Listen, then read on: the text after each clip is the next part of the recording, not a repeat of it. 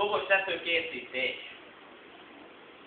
Cukrot aranybarnára olvasztuk meg, rézedényben fakanállal. Azt egy kisütött kerek piskóta lapra öntjük rá. Kenőkés a bal kézben, ráöntjük szépen. Laza mozdulatokkal szépen körbekenjük az egészet, odafigyelünk. Ha lefolyik, az nem gond, direkt úgy kell csinálni, hogy egy kicsit lefolyjon. Doboskés, jellegzetesség, hogy nagyon vastag. És a lefolyt részeket levágjuk. Így.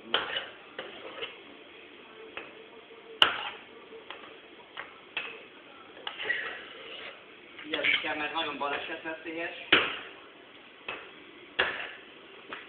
Zsaptal alásztani nem kell. És nagyon forró. Leszéleztük. És 16-ba fölvágjuk. Figyelünk rá, hogy nehogy beletenyereljünk. Ez egy nagyon meleg dolog. Így. Jöjjön egy kicsit, nézzen azt, jöjjön. Fölülről. Így.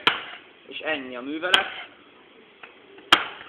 Egyszerűen 16-ba a doboskés segítségével fölvágjuk.